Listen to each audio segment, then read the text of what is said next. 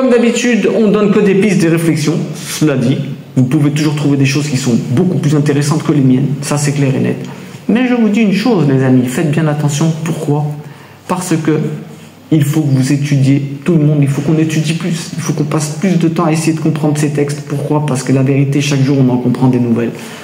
Comme d'habitude, dédicace à toutes les personnes qui sont seules et qui se sentent isolées. On n'a pas le droit d'être seul. Et bien sûr, dédicace à tous ceux qui sont malades. Ok? Donc, alors on va continuer nos études de Matthieu. Allez voir la vidéo. Cette vidéo, il faut aller voir celle d'avant. D'habitude, non, vous pouvez regarder ce que vous voulez. Mais là, celle d'avant, sinon vous n'allez pas comprendre. Bref, on disait que le Christ, il est venu apporter le glaive dans le monde. On a expliqué pourquoi. Ce qui est totalement faux et mal compris. Bref, avec la traduction du grec, on s'envole à d'autres niveaux. Et là, on continue cette étude. Allez, je vous lis le texte comme d'habitude à la grecque. Car je suis venu diviser homme contre père, lui, le sien, et la fille contre la mère à elle, et la belle-fille contre la belle-mère à elle. Déjà, cette histoire de belle-mère, belle-fille, qu'est-ce que c'est que ça? Déjà, qu'est-ce que c'est que cette histoire? Je ne comprends pas. Bref, diviser, c'est-à-dire couper en deux, séparer. On avait vu la dernière fois que séparer, pour la paix, il faut te séparer de partie en toi. Ben d'accord? Il ne dit pas te diviser de la personne, des fois. Il faut juste séparer ta partie mauvaise. Il se peut simplement que tu saches séparer le père, que tu te sépares. Je suis venu séparer, on va voir après. Je suis venu séparer, allez ça, je suis venu diviser l'homme contre son père. Je suis venu séparer, c'est-à-dire quoi? Tu sépares ton père de sa partie mauvaise quand tu parles avec lui, et tu te dis, il a une partie bonne, je vais aller travailler l'autre. Celle-là, elle est extraordinaire. Hein?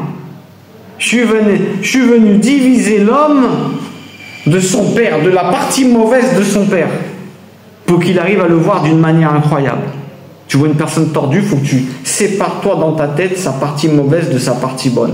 Je te dis pas de traîner avec, tu t'éloignes, s'il est dangereux, s'il te prend la tête, tu t'éloignes. Mais tu ne souhaites pas de mal et juste tu te dis que cette personne elle est piratée dans sa tête. Tu dis elle est piratée par le diable. C'est pas quelqu'un de mauvais, c'est quelqu'un de faible, c'est une victime du diable. Quelqu'un qui crie, qui fait n'importe quoi, qui est méchant. Explication extraordinaire celle-là. Elle vous apprend à comprendre les autres et à vous énerver beaucoup moins. Parce que si tu dis à quelqu'un, tiens, vas-y, va l'insulter. Tu vois une personne, elle dit, va l'insulter, il vient t'insulter, tu vas pas t'énerver, tu te dis, mais c'est ce qu'il t'a dit de faire. Ça vient pas de toi. Mais mesdames et messieurs, vous croyez qu'une personne tordue qui fait du mal, ça vient d'elle? Je vous garantis que c'est des piratés du diable. Ils se font pirater la tête. Ils sont tous incités par quelqu'un qui leur dit, vas-y, va lui faire du mal, va lui faire ça. Et nous, on s'embrouille avec. C'est des victimes. Si vous comprenez ça, même si on t'a fait mal dans ton passé, ton père, ta mère, qui que ce soit, tu te dis, ça a été une victime du diable. Sépare-toi de lui. Jésus est venu diviser l'homme de son père, de ses enseignements, divise ton père dans ta tête, sa partie mauvaise de sa partie bonne. Et tu vas arriver à comprendre et avoir de la charité et l'amour pour les autres, le vrai amour pour les autres. Tu te dis, pauvre de toi, tu es un piraté, le diable est un piraté. Comme le Christ sur la croix. Pardonne-leur, ils ne savent pas ce qu'ils font. Moi, je ne rajouterai pas. Mais on peut dire, virgule, ils se sont fait pirater la tête. Extraordinaire. Le moyen de te libérer de toutes tes pressions d'enfance, des blessures et tout. Ton ex qui te fait du mal, pirater de la tête. Waouh! Il y a un truc qui est intéressant avec cette histoire de belle-mère, belle-fille. Il ne dit pas, je suis venu séparer l'homme de la femme. Hein. Vous avez vu? Pourquoi? Parce que ça veut dire que l'homme et la femme, il faut faire très attention comment tu choisis ta femme. Pourquoi? Parce qu'il ne faut pas que tu arrives à te séparer d'avec elle au niveau de ta croyance. C'est pas important que vous ayez les mêmes goûts, mais c'est important que vous détestiez les mêmes choses. Donc, il ne dit pas, je suis venu séparer l'homme de la femme. Ça veut dire que l'homme, quoi qu'il arrive, les deux, ils ne vont pas se faire séparer. C'est un qui fait tomber l'autre. Donc, il faut faire attention quand on choisit une femme, quand on choisit un homme. Hein, c'est très très important que vous soyez fort de manière à dépasser toutes les situations désagréables. Il dit, je ne suis pas venu séparer les deux, parce qu'en général, les deux, ils tombent après. Si tu es avec une non-croyante, tu as intérêt à parler, priez beaucoup, mais fais attention à ne pas tomber toi, c'est tout. L'assimilation, c'est ce qu'il y a de pire. Faites bien attention, les amis. D'accord? Il disait ça. Et il y a une autre interprétation qui dit, je suis venu séparer le fils du père Eh bien, mes amis, tout simplement, je suis venu séparer le Fils du Père. Il est peut-être venu te séparer, toi, de te prendre pour Dieu. Quand tu prends les décisions tout seul. Nous, quand on prend les décisions tout seul, il est venu séparer le Fils du Père. C'est-à-dire que toi, tu te prends pour Dieu, en vrai. Extraordinaire, hein? Il est venu séparer le Fils du Père. C'est incroyable, la version grecque. Je suis venu diviser l'homme contre son Père. Mais le mot contre peut être compris d'autre manière. C'est depuis, selon le. C'est pas que contre, parce que contre, t'as l'impression qu'ils vont se battre. Mais non, il est venu séparer du Fils depuis le Père. Et s'il parlait de lui-même aussi, de la Trinité, il dit non, moi je suis venu séparer le Fils du Père. Là, je suis pas le Père, moi. Alors là, on a un revirement de médaille, là. Je suis venu séparer le Fils du Père. Incroyable mais vrai. Ça veut dire quoi? Bah ça veut dire, peut-être ça veut dire qu'il est venu séparer lui. Là je suis en train de comprendre un truc un peu tiré par les cheveux, mais c'est marrant. Je suis venu te séparer de te prendre pour Dieu. Le Fils du Père, t'es pas le Père. Accessoirement, il peut peut-être dire ça à lui. Je suis venu séparer le Fils du Père. Lui inclus dedans. Extraordinaire, hein? C'est peut-être une contradiction à la Trinité en direct là qu'on a. Alors ensuite on continue. Et les ennemis, les hommes de ceux de ta maison à lui. Alors, les ennemis, bon c'est les gens qui sont sous ton contrôle, d'accord, les gens de ta maison, c'est ceux qui sont sous ton contrôle, les esclaves. Mais attention, le terme esclave, c'est pas la même chose à l'époque des Hébreux que maintenant. On a déjà dit, on le répète, les esclaves, ils étaient super bien traités. Il y en a, ils voulaient plus partir après.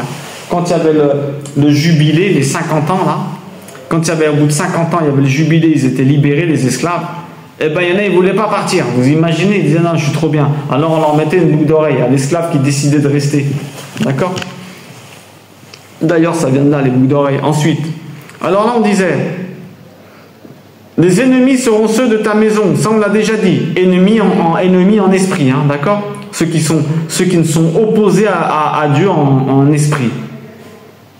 On l'a déjà vu dans les vidéos d'avant. Les gens de ta maison, c'est très très courant que dès que toi, tu te mets au courant des choses de Dieu, ben, ils essaient de te débrancher. Ça, c'est clair et net. D'accord? Ça, on le sait très bien. Mais ça fait partie. Et comme on a dit, c'est très bon signe. Pourquoi? Parce que ça veut dire que tu suis exactement ce qui est arrivé au Christ. Il te dit, il est arrivé pareil que moi. L'esclave, il n'est pas au-dessus de son maître. Moi, on m'achète dans ma famille, toi, on va te jeter.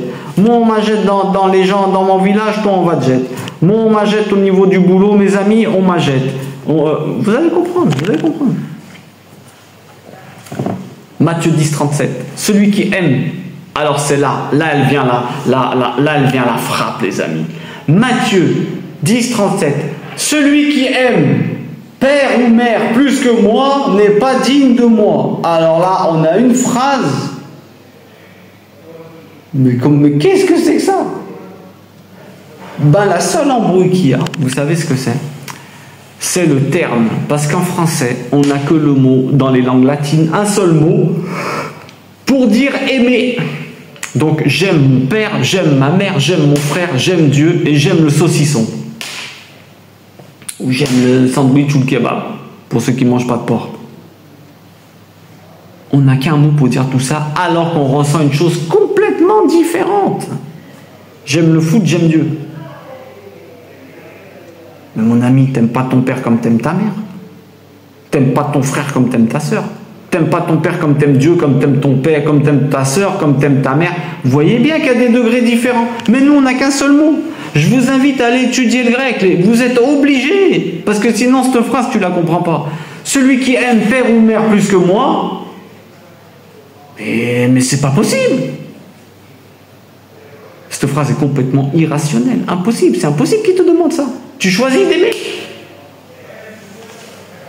Pourquoi? Eh bien parce que le mot, c'est philéo. C'est pas agapé, c'est pas héros, c'est pas... Plusieurs termes en grec pour dire l'amour. Il y en a au moins 9. Écoutez bien. Allez les étudier. Moi, je vous garantis. Je vous pousse à l'étude, là. Je vous pousse à l'étude. Agapé, c'est l'amour inconditionnel. La mère a son fils. Même si c'est un assassin, elle l'aime. Elle ne sait pas pourquoi elle l'aime. C'est l'amour que Dieu a pour nous. On fait n'importe quoi de notre vie. On fait n'importe quoi de notre vie et Dieu il nous aime quand même. Agapé. Philéo, allez, on va être rapide, j'ai pas envie d'entrer dans les détails. C'est l'amour d'amitié. L'amour d'amitié, je fais comme toi, on est des amis, on tourne ensemble, on marche ensemble. Philéo. J'aime ça, j'aime philatélie, j'aime les timbres. Vous voyez ce que je veux dire? Philosophie, j'aime la sagesse. Vous voyez ce que je veux dire? Philosophia. Bon, après, il y a d'autres types d'amour, hein, les roses, le storché, tout ça. Bon, bref. Ça, c'est l'amour familial, l'amour charnel, physique. D'accord? Donc, je pense que vous avez compris. Le Christ est en train de lui dire, celui qui n'est pas, je vous la traduis d'une autre manière, celui qui n'est pas plus ami, associé dans mon comportement avec moi que son père, bah c'est pas bon. Pourquoi? Bah attention, c'est philio, c'est pas agapé. C'est donc celui qui est plus associé avec lui. Normalement, on s'associe pas avec les gens qui sont contre Dieu, qui que ce soit. Si, il est dit honore ton père et ta mère, mais s'il te demande ton père de faire des choses, il est en train de dire, attention les amis, il prévient ceux qui vont se faire retourner par leur famille, que leur famille ne vont pas être d'accord avec eux. Il leur dit, oui, honore ton père et ta mère, mais sachez avant toute chose que Dieu c'est votre père, pas ton père et ta mère. Ton père c'est ton frère en vrai. Ton père c'est le fils de Dieu comme toi tu es le fils de Dieu. Comme Jésus aussi c'est ton frère. Donc si lui, ton père, il décide de ne pas être obéissant, ton père ou ton maître, parce que le maître, c'est le père aussi, on peut dire que c'est ton père spirituel. Si ton père décide d'être... Il faut honorer ton père et ta mère, oui, mais si ton père décide d'être un fils désobéissant, ne désobéis pas toi. C'est avec les enseignements du Christ que tu dois marcher. Il te dit... Celui qui est plus copain, entre guillemets, avec son père qu'avec moi, celui qui marche plus selon ce que son père dit que ce que je dis moi, c'est-à-dire quand il y a une division entre les deux, il ne peut pas être avec moi. Il ne peut pas être avec moi. Il n'est pas digne. On va aller voir ce que ça veut dire le mot digne, parce que là c'est violent quand même. Alors, on va aller voir ce qu'il veut dire le mot digne. Mais attention, celui qui n'aime pas au niveau filiaux ses parents, attendez, celui qui peut-être... Ouais, ça aussi c'est un truc intéressant. Ton père, au niveau de ses enseignements, de ta culture, tu dois casser tout ça. Les parents, c'est des modèles en bien et en mal. C'est quand ils parlent de ça, quand il y a division, hein, attention. Celui qui aime son père ou mère plus que moi, quand il y a division. Attention, on est en train de parler quand il y a une division entre les deux. Et ça, c'est important. Parce que sinon... il n'est pas en train de te demander de faire un choix. C'est quand, justement, il y a une division entre les enseignements du Christ, les enseignements de Dieu et ton père. Il te dit, vas-y, allez, il y a 5 bananes, prends les 5, vas-y. Non, tu laisses pour les autres. Tu dis, non, je peux pas. Tu fais pas, tu ne négocies pas. Tu marches plus selon le Christ que selon un parent qui, pour ton bien, voudrait te faire avoir un truc pour ton bien avec tout son amour pour toi. Toi, il faut avoir l'amour pour tous tes frères. Si ton père décide d'être désobéissant devant Dieu, ne désobéis pas toi. Parce que les deux, vous êtes des enfants et les deux, vous aurez des comptes à rendre. Alors, il y a une autre interprétation qui dit, ouais, le père, au niveau des enseignements, de la culture, au niveau des enseignements et de la culture, attendez. Quand il dit le père, peut-être que le père et la mère, peut-être qu'il se réfère à notre partie intérieure. À notre partie intérieure. Celui qui aime plus son père, c'est-à-dire ses enseignements, ce qu'il a appris avant, son côté, on dira, souvenir, son côté de faire ce qu'il a fait avant dans ses enseignements, n'est pas digne de le suivre. Et sa mère, sa partie féminine. Il faut discipliner nos deux parties. Peut-être que tu as trop de bonté. Il faut pas que tu croies que ta bonté elle est supérieure à la sienne. Peut-être qu'il est en train de parler de nos valeurs intérieures. Celui qui aime plus sa partie masculine que la mienne et celle d'où il vient, ses enseignements, sa culture, que les enseignements que je lui donne, ou celui qui se croit qu'il a plus de bonté et qui culpabilise plus que ce que je suis en train de dire, il n'est pas digne de suivre. Le mot n'est pas digne, on va aller voir tout de suite. Il dit, ils sont pas dignes, et pas dignes de moi, et celui qui aime son fils ou sa fille plus que moi n'est pas digne de moi. Bref, le mot digne en hébreu, ça serait le mot kavod, c'est-à-dire avoir du poids, s'ajuster. Donc ça n'a rien à voir avec une conduite, vous voyez ce que je veux dire? C'est une conduite morale, t'ajuster à lui. Donc il n'est pas ajusté à moi. On change la phrase. Donc, ajusté contre lui dans son comportement. Je vous traduis la phrase d'une autre manière. Donc, celui qui n'aime pas, n'est pas plus, ne marche pas plus avec mes enseignements que ceux de son père quand son père se tord, ou sa mère, il n'est pas ajusté à moi. Il n'est pas avec moi, il est séparé de moi. C'est pas qu'il n'est pas digne. Le mot digne, il est violent. Ce n'est pas une question de digne. Le Christ n'est pas digne de moi, mais vous, il te parle de haut comme ça, le Christ. Depuis quand il est comme ça, le Christ? Depuis quand il est comme ça? Il n'est pas ajusté à moi. Il ne fait pas poids de mes paroles. Il est à côté de mes paroles, celui qui fait ça. Il n'est pas contre lui. Donc, on a déjà dit, tu dois être capable de reprendre tes enfants, même tes parents, avec de bonnes manières. Tu as le droit de ne pas être en désaccord avec eux quand c'est des choses qui concernent Dieu.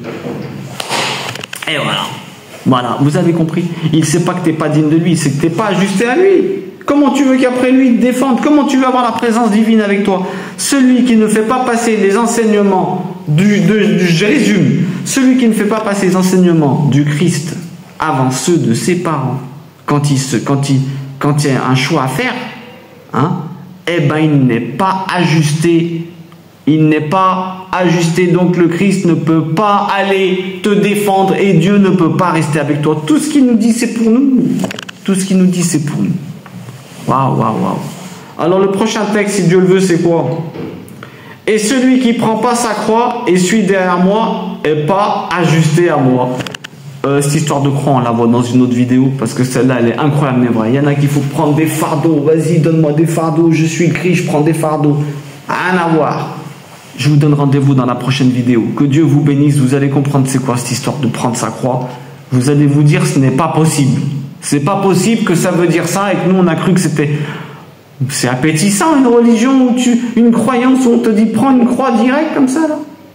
Tu te dis oh attends, moi je réfléchis là. Et c'est logique qu'après ils disent mon fardeau est léger. Prenez mon joug, le fardeau est léger. Et là il te dit prends ta croix, c'est un truc qui te pèse dessus.